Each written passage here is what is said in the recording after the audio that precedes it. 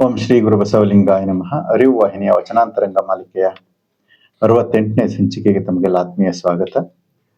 ಗುರು ಬಸವಣ್ಣನವರ ಭಕ್ತನ ಭಕ್ತಸ್ಥಳದ ವಚನಗಳನ್ನ ನಾವು ನಿರಂತರವಾಗಿ ಅಧ್ಯಯನ ಮಾಡ್ಕೊಂಡು ಬರ್ತಾ ಇದ್ದೇವೆ.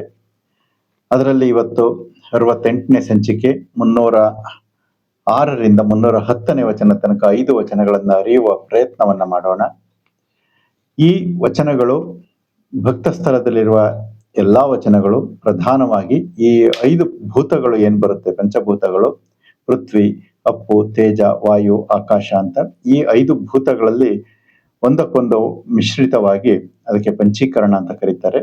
ಅದರಲ್ಲಿ ಭಕ್ತಸ್ಥಳವು ಪ್ರಧಾನವಾಗಿ ಪೃಥ್ವಿ ತತ್ವವನ್ನ ಒಳಗೊಂಡಂತ ಅಂಶವಾಗಿದೆ ಅಥವಾ ತತ್ವವಾಗಿದೆ. ಇದರ ಪ್ರಮುಖ ಗುಣ ಯಾವುದು ಅಂತಂದ್ರೆ ಕಠಿಣತ್ವ. ಎಲ್ಲ ಗುಣಗಳಿದ್ರೂ ಕೂಡ ಪೃಥ್ವಿಯಲ್ಲಿ ಪ್ರಮುಖ ಗುಣ ಕಠಿಣತ್ವ. ಮನಸ್ಸಿನಲ್ಲಿ, ಭಾವದಲ್ಲಿ, ಇಂದ್ರಿಯಗಳಲ್ಲಿ ಅಥವಾ ತನುವಿನಲ್ಲಿ ತುಂಬಿರುವಂತ ಈ ಕಾಠಿಣ್ಯ ಏನಿದೆ, ಆ ಕಠಿಣತ್ವವನ್ನ ನಾವು ದಿನೇ ದಿನೇ ಕಳೆದುಕೊಳ್ತಾ ಹೋಗುವುದು ಈ ಭಕ್ತಸ್ಥಳದ ವಚನಗಳ ಪ್ರಮುಖ ಲಕ್ಷಣ. ಆ ನೆಲೆಯನ್ನ ಅರಿತು ನಾವು ಈ ವಚನಗಳನ್ನ ಅರ್ಥ ಮಾಡ್ಕೊಳ್ತಾ ಸಾಗಬೇಕು. ಈ ವಚನಗಳು ಯಾವ ಒಂದು ನೆಲೆಗಟ್ಟಿನಲ್ಲಿ ನಿಂತಿವೆ ಅಂದ್ರೆ, ಶರಣರು ನಮಗೆ 5 ಆಚಾರಗಳನ್ನ ಕೊಟ್ಟಿದ್ದಾರೆ. ಅದಕ್ಕೆ ಪಂಚ ಆಚಾರಗಳು ಅಂತ ಕರೀತಾರೆ. ಲಿಂಗಾಚಾರ, ಶಿವಾಚಾರ, ಭೃತ್ಯಾಚಾರ, ಗಣಾಚಾರ, ಸದಾಚಾರ ಎಂಬ 5 ಆಚಾರಗಳನ್ನ ಕೊಟ್ಟಿದ್ದಾರೆ. ಒಂದೊಂದು ವಚನವೂ ಕೂಡ ಒಂದೊಂದು ಆಚಾರವನ್ನ ಸಂಕೇತಿಸುತ್ತೆ. ಅದನ್ನ ನಮ್ಮ ಅಳವಡಿಕೆಗೆ ಸೂಚನೆಯನ್ನ ಕೊಡುತ್ತೆ. ಹಾಗೆ ಒಂದೇ ವಚನ ಹಲವಾರು ಸಾರಿ ಕೆಲವು ಮಿಶ್ರಿತ ಆಚಾರಗಳನ್ನು ಕೂಡ ಹೇಳ್ತಾ ಹೋಗುತ್ತೆ. ಹಾಗಾಗಿ ಈಗ ನಾವು ಇಂದಿನ ಸಂಚಿಕೆಯಲ್ಲಿ ನೋಡಿರುವಂತಹ ವಚನಗಳು ಮತ್ತೆ ಇವಾಗ ನೋಡ್ತಾ ಇರುವಂತಹ ವಚನಗಳು ಇವೆಲ್ಲವೂ ಕೂಡ ಸದಾಚಾರದ ವಚನಗಳನ್ನ ಹೇಳ್ತಾರೆ. ಸದಾಚಾರ ಅಂತಂದ್ರೆ ಪ್ರಮುಖವಾಗಿ ನಾವು ಅರ್ಥ ಮಾಡ್ಕೋಬೇಕಾಗಿರೋದು ಏನು ಅಂತಂದ್ರೆ ಸತ್ಯದಿಂದ ಕೂಡಿದ ಆಚಾರಗಳು ಅಂತ. ಸತ್ ಪ್ಲಸ್ ಆಚಾರ, ಸದಾಚಾರ. ಹೀಗೆ ಸತ್ಯದಿಂದ ಕೂಡಿದ ಆಚಾರಗಳು ಯಾವುದು ಅಂದ್ರೆ ಪ್ರಮುಖವಾಗಿ ನಮ್ಮ ನಡೆನುಡಿಗಳಲ್ಲಿ ಬರುವಂತಹದ್ದು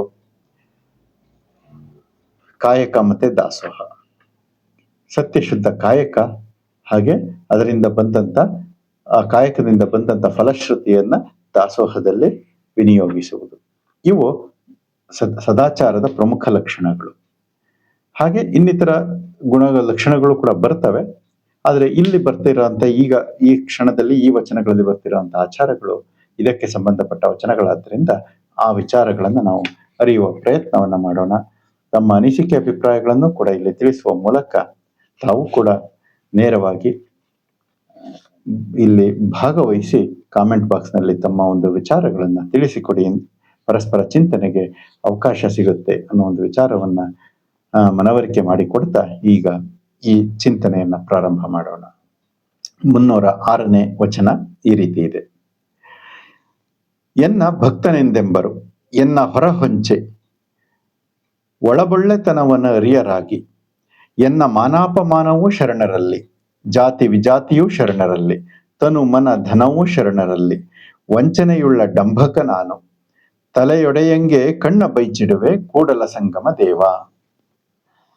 ಈ ವಚನದಲ್ಲಿ ಗುರು ಬಸವಣ್ಣನವರು ನಮಗೆ ಏನನ್ನ ಮನವರಿಕೆ ಮಾಡಿಕೊಡ್ತಾ ಇದ್ದಾರೆ ಅಂತಂದ್ರೆ, ನನ್ನ ಭಕ್ತನೆಂದೆಂಬರು. ನಾವು ನನ್ನ ಅಂತ ಇಲ್ಲಿ ಗುರು ಬಸವಣ್ಣನವರು ಹಲವಾರು ಸಾರಿ ಎಲ್ಲ ವಚನಗಳಲ್ಲೂ ಕೂಡ ಹೇಳಿದ್ದಾರೆ.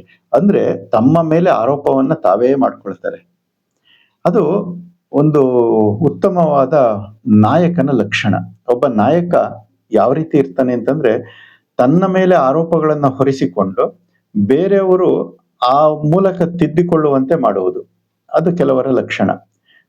ನೀನ್ ಈ ರೀತಿ ತಪ್ಪು ಮಾಡಿದ್ಯಾ ಅಥವಾ ತಪ್ಪು ಮಾಡ್ತಾ ಇದ್ದೀಯಾ ಅಂತ ಬೇರೆಯವ್ರಿಗೆ ಎದುರುಗಡೆ ಇರುವಂತ ವ್ಯಕ್ತಿಗೆ ಹೇಳೋದಿಲ್ಲ.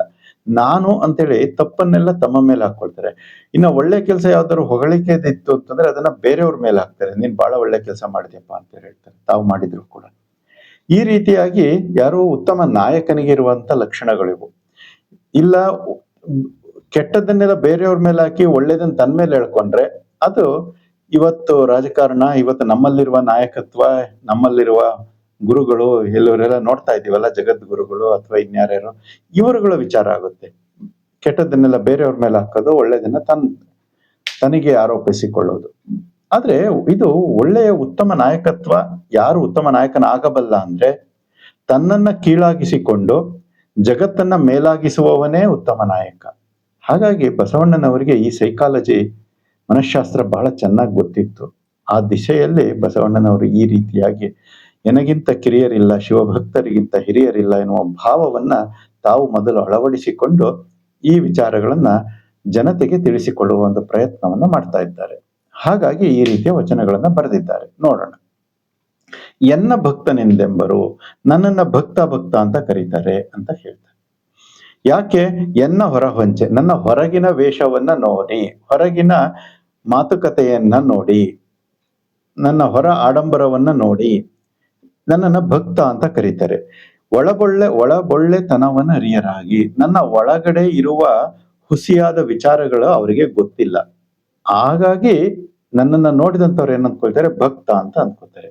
ಇವತ್ತು ನಡೀತಾ ಇರೋದು ಅದೇ ತಾನೆ. ಎಲ್ರೂ ಭಕ್ತರ ವೇಷವನ್ನ ಹಾಕಿ ಅಥವಾ ಒಳ್ಳೆಯತನ, ಭಕ್ತ ಅಂತಂದ್ರೇನು ಒಳ್ಳೆಯ ಸನ್ಮಾರ್ಗಿ ಎನ್ನುವ ಒಂದು ವೇಷವನ್ನ ತೊಟ್ಟು ನಾವು ಹೊರಗಡೆ ಜಗತ್ತಿಗೆ ತೋರಿಸ್ಕೊಳ್ತೀವಿ. ಆದ್ರೆ ಒಳಗಡೆ ಮನಸ್ಸಿನಲ್ಲಿ ಒಳಗಡಿರುವ ಕಳ್ಳತನಗಳು ಅದು ತನ್ನ ಮನಸ್ಸಿಗೆ ಮಾತ್ರ ಗೊತ್ತಿರುತ್ತೆ. ಎನ್ನ ಒಳಬೊಳ್ಳೆತನವನ್ನು ಅರಿಯರಾಗಿ, ಜಗತ್ತಿಗೆ ಈ ವಿಚಾರ ಗೊತ್ತಿಲ್ಲ, ಹಾಗಾಗಿ ಆ ರೀತಿ ಕರೀತಾರೆ. ಉದಾಹರಣೆಗಳನ್ನ ಕೊಡ್ತಾ ಹೋಗ್ತಾರೆ. ಯಾವ್ಯಾವ ರೀತಿ ನಾನು ಮೋಸ ಮಾಡ್ತೀನಿ ಜಗತ್ತಿಗೆ ಅಂತ. ಎನ್ನ ಮಾನಾಪಮಾನವೂ ಶರಣರಲ್ಲಿ, ಜಾತಿ ವಿಜಾತಿಯೂ ಶರಣರಲ್ಲಿ, ತನುಮನ ಧನವೂ ಶರಣರಲ್ಲಿ. ಹೇಳುವುದು ಈ ರೀತಿ ಅಂತ. ಮಾನಾಪಮಾನ, ಎನ್ನ ಮಾನಾಪಮಾನ ಶರಣರಿಗೆ ಎಲ್ಲವನ್ನು ಶರಣಾಗ್ಬಿಟ್ಟಿದ್ದೀನಿ. ಜಾತಿ ವಿಜಾತಿ, ನಾನು ಜ್ಞಾನಿಗಳಲ್ಲಿ, ಶರಣರಲ್ಲಿ, ಅನುಭಾವಿಗಳಲ್ಲಿ, ಸಮಾಜದಲ್ಲಿ ಯಾರಲ್ಲೂ ಕೂಡ ನಾನು ಜಾತಿ ವಿಜಾತಿಯನ್ನ ಅರಸೋದಿಲ್ಲ. ತನುಮನ ಧನವನ್ನ ಸಂಪೂರ್ಣವಾಗಿ ಶರಣರಿಗೆ ಸಮರ್ಪಣೆ ಮಾಡ್ತೀನಿ. ಈ ರೀತಿಯಾಗಿ ನಾವು ಎಲ್ಲ ಬರೀ ಮಾತಿನಲ್ಲಿ ಬಣ್ಣವನ್ನ ಕಟ್ಕೊಂಡು ಹೋಗ್ತಾ ಇದ್ದೀವಿ ಅಂತ ಹೇಳ್ತಾ ಇದ್ದಾರೆ. ಆದ್ರೆ ಮುಂದಿನ ಸಾಲಿನಲ್ಲಿ ಹೇಳ್ತಾರೆ, ವಂಚನೆಯುಳ್ಳ ಡಂಭಕ ನಾನು. ಇಲ್ಲಿ ಇವೆಲ್ಲ ಸುಮ್ಮನೆ ತೋರಿಕೆಗೆ ಆಡ್ತಿರುವಂತ ಮಾತು. ಆದ್ರೆ ವಂಚನೆಯುಳ್ಳ ಡಂಭಕ ನಾನು. ಡಂಭಕ, ವೇಷಧಾರಿ, ವಂಚನೆ ಮಾಡ್ತಾ ಇದ್ದೀನಿ. ಮನಸ್ಸಿನಲ್ಲಿ ಇವೆಲ್ಲವೂ ಕೃತ್ರಿಮತೆಗಳು ನನ್ನಲ್ಲಿವೆ. ನನ್ನ ಆಚಾರ ವಿಚಾರಗಳು ಒಂದೇ ರೀತಿಯಾಗಿ ಇಲ್ಲ. ಅದನ್ನ ಹೇಳ್ತಾ ಇದ್ದಾರೆ. ತಲೆಯೊಡೆಯಂಗೆ ಕಣ್ಣ ಬೈಚಿಡುವೆ ಕೂಡಲ ಸಂಗಮ ದೇವ. ಇಷ್ಟೆಲ್ಲ ಆಗಿ ಹೇಳ್ಬಿ ನನ್ನ ವರ್ತನೆಗಳು ಈ ರೀತಿ ಇದ್ದಾವೆ ಅಂತ ಹೇಳಿ, ತಲೆಯೊಡೆಯಂಗೆ ಕಣ್ಣ ಬೈಚಿಡುವೆ. ಕಣ್ಣು ಇರೋದೆಲ್ಲಿ? ತಲೆಯಲ್ಲಿ. ಕಣ್ಣಿರೋದು ತಲೆಯಲ್ಲಿ. ಆ ತಲೆಯ ಒಡೆಯ ಯಾರು ಒಬ್ಬ ಇದ್ದಾನೆ ಅಂತಂದ್ರೆ, ಉದಾಹರಣೆಗೆ ಅವನಿಂದ ಕಣ್ಣನ್ನ ಬಚ್ಚಿಡ್ಲಿಕ್ಕೆ ಸಾಧ್ಯನಾ ಅಂತ ಪ್ರಶ್ನೆ. ತಲೆಯ ಒಡೆಯಂಗೆ ಕಣ್ಣ ಬೈಚಿಡುವೆ, ಇದು ಸಾಧ್ಯ ಇದೆಯಾ? ಕಣ್ಣನ್ನ ಬಚ್ಚಿಡೋದು ತಲೆಯ ಒಡೆಯನಿಂದ? ಇಲ್ಲ. ತಲೆನೇ ಅವನ ಕೈಲಿದೆ ಅಂದ್ಮೇಲೆ ಅವನ ಕಣ್ಣು ಅವನ ಕೈಲೇ ಇರುತ್ತಲ್ವಾ, ಬಚ್ಚಿಡ್ಲಿಕ್ಕೆ ಸಾಧ್ಯ ಇಲ್ಲ. ಆದ್ರೆ ಆ ಬಚ್ಚಿಡುವ ಪ್ರಯತ್ನವನ್ನು ನಾವು ಮಾಡ್ತಾ ಇದ್ದೇವೆ ಅನ್ನೋ ಒಂದು ವಿಚಾರವನ್ನ ಹೇಳ್ತಾ ಇದ್ದಾರೆ. ಅಂದ್ರೆ ವಂಚನೆಯನ್ನ ಮಾಡ್ತಾ ಇದ್ದೇವೆ, ಹುಸಿಯನ್ನ ನುಡಿತಾ ಇದ್ದೇವೆ.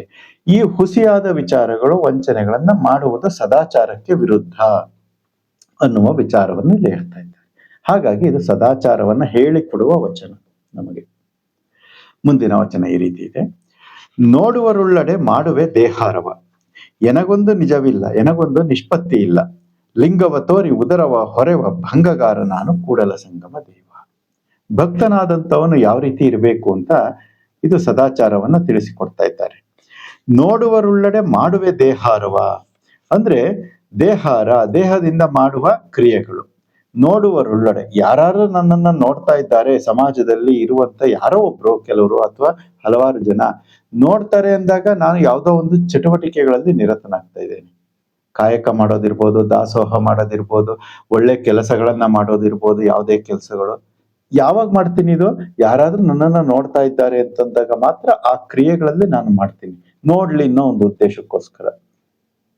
ಹಾಗೆ ಹೇಳ್ತಾರೆ, ಎನಗೊಂದು ನಿಜವಿಲ್ಲ, ಏನೊಂದು ನಿಷ್ಪತ್ತಿ ಇಲ್ಲ. ಆದ್ರೆ ನಾನು ಅದನ್ನ ಮಾನಸಿಕವಾಗಿ ನನ್ನ ಮನಸ್ಸಿಗೆ ಅಳವಟ್ಟು ನಾನು ಮಾಡ್ತಾ ಇಲ್ಲ, ಅಂತರಂಗ ಶುದ್ಧಿಯಿಂದ ನಾನು ಮಾಡ್ತಾ ಇಲ್ಲ.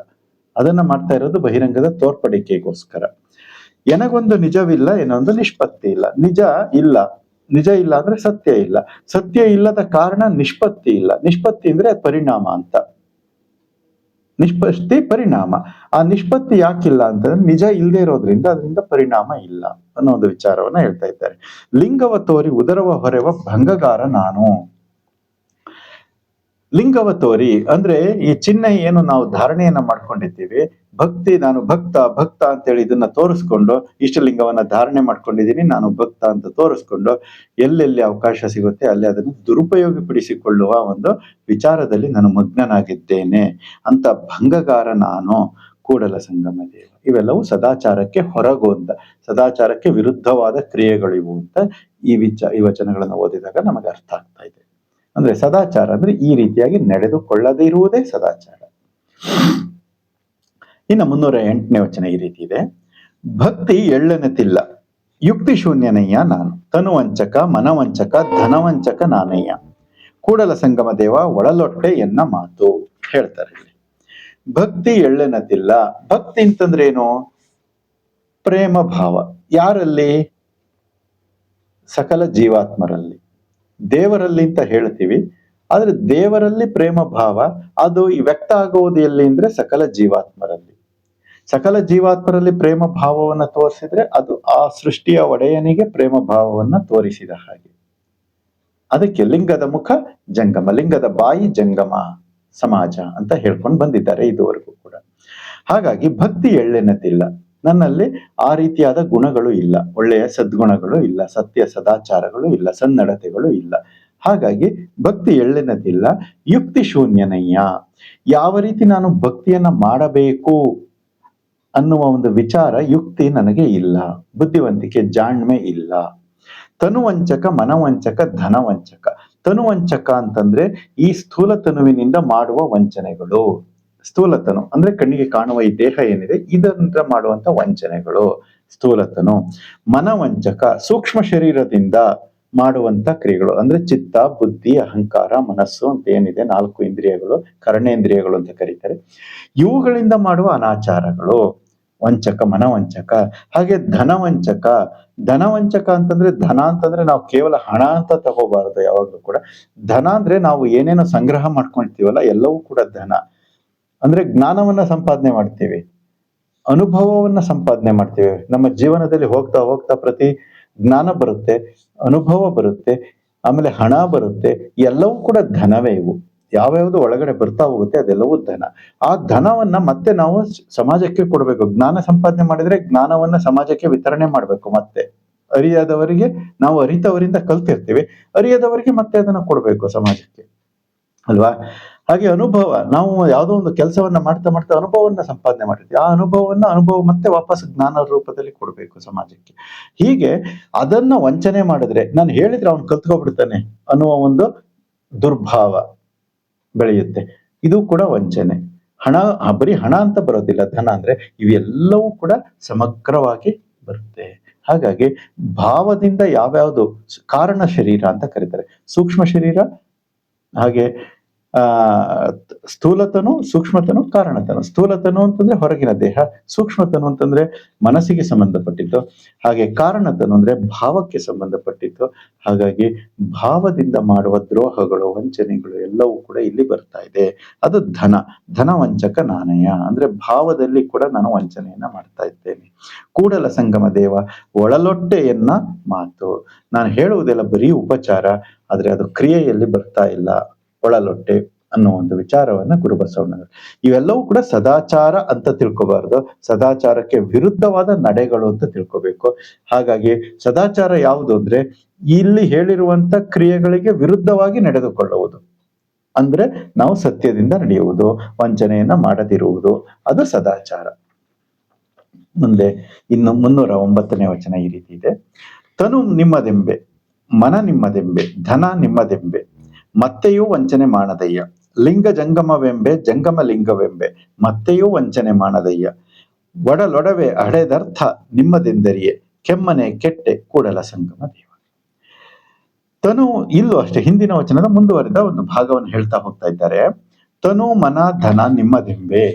ತನು ನಿಮ್ಮದೆಂಬೆ, ಮನ ನಿಮ್ಮದೆಂಬೆ, ಧನ ನಿಮ್ಮದೆಂಬೆ, ಇವು 3 ಅರ್ಥ ಹಿಂದಿನ ವಚನದಲ್ಲಿ ಹೇಳಾಗಿದೆ. ಮತ್ತೆಯೂ ವಂಚನೆ ಮಾಡದೆಯ, ಹೇಳ್ತೀನಿ ಆದ್ರೆ ವಂಚನೆ ಬಿಡೋದಿಲ್ಲ. ತನು ನಿಮ್ಮದು ಅಂತ ಹೇಳ್ತೀನಿ, ಈ ದೇಹದಿಂದ ಕಾಯಕವನ್ನ ಮಾಡ್ತೇನೆ, ಸತ್ಯಶುದ್ಧ ಕಾಯಕವನ್ನ ಮಾಡ್ತೇನೆ, ತನು ನಿಮ್ಮದು ಅಂದ್ರೆ, ಆದ್ರೆ ವಂಚನೆ ಮಾಡ್ತೇನೆ, ಕಾಯಕವನ್ನ ಸರಿಯಾಗಿ ಮಾಡೋದಿಲ್ಲ. ಮನ ನಿಮ್ಮದೆಂಬೆ, ಒಳ್ಳೆಯದನ್ನ ಬಯಸುವುದು ಮನಸ್ಸು, ಆದ್ರೆ ಅದನ್ನು ಕೂಡ ಸರಿಯಾಗಿ ಮಾಡೋದಿಲ್ಲ, ಮೋಸ ಮಾಡ್ತೀನಿ, ವಂಚನೆ ಮಾಡ್ತೀನಿ. ಧನ ನಿಮ್ಮದೆಂಬೆ, ಎಲ್ಲ ನನ್ನ ಏನೇನು ಗಳಿಸ್ತೀನಿ ಆ ಸಂಪತ್ತನ್ನ ವಾಪಸ್ ಕೊಡ್ತೀನಿ ಅಂತ. ಸಂಪತ್ತು ಅಂದ್ರೆ ಈಗಾಗಲೇ ಹೇಳ್ದಂಗೆ ಅನುಭವ, ಜ್ಞಾನ, ಹಣ ಎಲ್ಲವೂ ಕೂಡ. ಆದ್ರೆ ಅದರಲ್ಲೂ ಕೂಡ ವಂಚನೆ ಮಾಡದಯ್ಯ, ಇದು ವಂಚನೆ ಮಾಡ್ತಲೇ ಇರ್ತೀನಿ ಅಂತ ಹೇಳ್ತಾ ಇದ್ದಾರೆ. ಹೀಗೆ ಎಲ್ಲ ಮಾಡಿ ಲಿಂಗ ಜಂಗಮವೆಂಬೆ ಜಂಗಮ ಲಿಂಗವೆಂಬೆ, ಇವೆರಡು ಪದ ಬಹಳ ಸೂಕ್ಷ್ಮವಾಗಿದೆ, ನೋಡ್ಬೇಕು, ಅರ್ಥ ಮಾಡ್ಕೋಬೇಕು.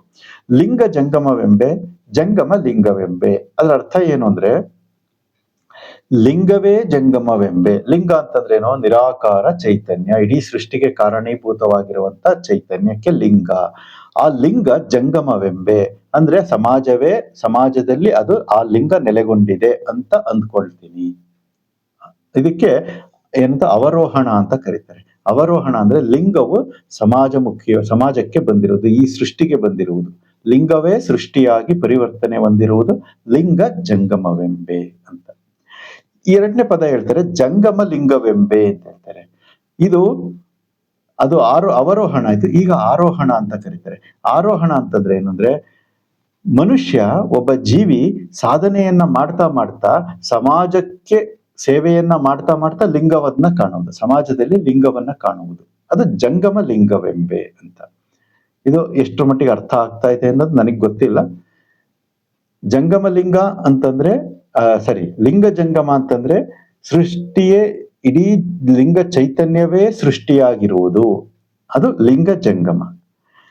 ಇಲ್ಲಿ ಜಂಗಮ ಲಿಂಗ ಅಂದ್ರೆ ಒಬ್ಬ ಸಾಧಕ ಜೀವಿ ತಾನು ಸಾಧನೆಯನ್ನ ಮಾಡ್ತಾ ಮಾಡ್ತಾ ಸಮಾಜ ಸೇವೆಯಲ್ಲಿ ನಿರತನಾಗಿ ತಾನು ಆ ಲಿಂಗದ ಸ್ವರೂಪವನ್ನ ಕಾಣ್ತಾ ಇದ್ದೇನೆ ಈ ಜಂಗಮದಲ್ಲಿ, ಸಮಾಜದಲ್ಲಿ, ಸೃಷ್ಟಿಯಲ್ಲಿ ಎನ್ನುವ ಭಾವವನ್ನ ಪಕ್ವ ಮಾಡ್ಕೊಳ್ಳೋದು, ಇದು ಜಂಗಮ ಲಿಂಗ ಅಂತ ಕರೀತಾರೆ.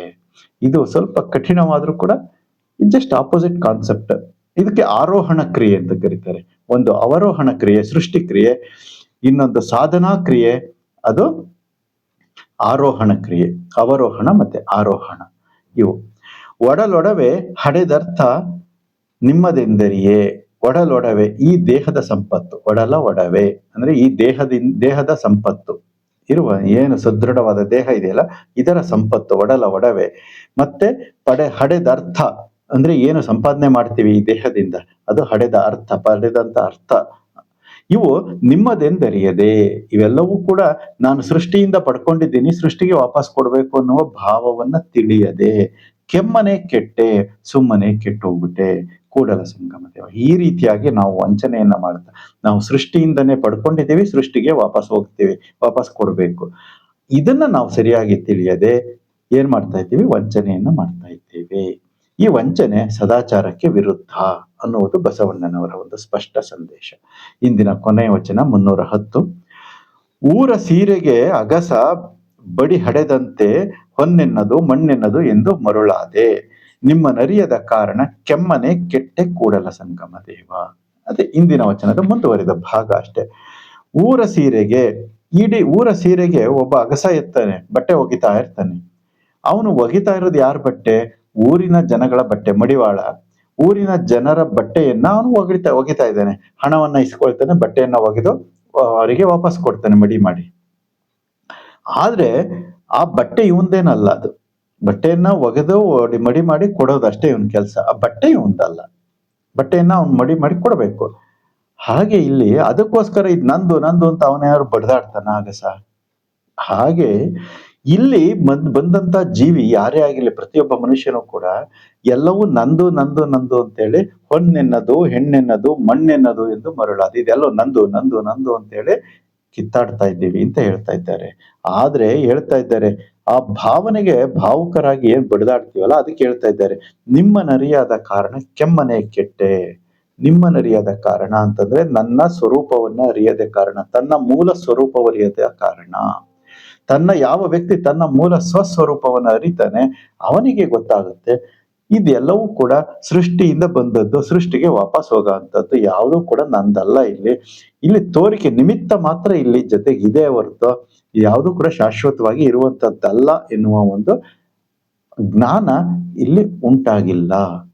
ಹಾಗಾಗಿ ಈ ರೀತಿಯಾಗಿ ಪರಿಣಾಮಗಳು ಉಂಟಾಗ್ತಾ ಇದೆ. ಇಲ್ಲಿ ಪರಿಣಾಮ ಅಂದ್ರೆ ಭಾವಕ್ಷುಲ್ಲಕತನ ಉಂಟಾಗ್ತಾ ಇದೆ ಎನ್ನುವ ವಿಚಾರವನ್ನ ಕುರುಬಸವಣ್ಣನವರು ಇಲ್ಲಿ ತಿಳಿಸ್ಕೊಡ್ತಾ ಇದ್ದಾರೆ.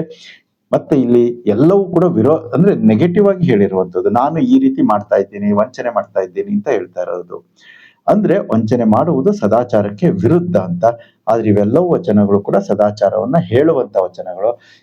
ಆ ವಂಚನೆ ಮಾಡದಿರುವುದೇ ಸದಾಚಾರ ಎನ್ನುವ ವಿಚಾರವನ್ನ ನಾವು ಸರಿಯಾಗಿ ಅರ್ಥ ಮಾಡ್ಕೊಂಡ್ರೆ ಈ ವಚನಗಳು ಸರಿಯಾಗಿ ಅರ್ಥ ಆಗ್ತವೆ. ತಮ್ಮ ಅನಿಸಿಕೆ ಅಭಿಪ್ರಾಯಗಳನ್ನು ಕೂಡ ಇಲ್ಲಿ ತಿಳಿಸಿಕೊಡ್ಬೇಕು ಅಂತ ಕೇಳ್ಕೊಳ್ತಾ ಇಂದಿನ ಚಿಂತನೆಗೆ ಮಂಗಳ ಹಾಡ್ತಾ ಇದ್ದೀನಿ. ವೀಕ್ಷಿಸಿದ್ದಕ್ಕೆ ಧನ್ಯವಾದಗಳು. ಶರಣು ಶರಣ.